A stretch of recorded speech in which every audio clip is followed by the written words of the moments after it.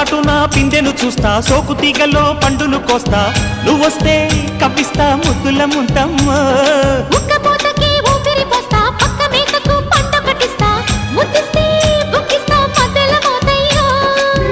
ఓలమ్మో పుకారులు షికారుగా రావమ్మో, ఎదలే ఏడెక్కిస్తే ఎట్టాబులమ్మో.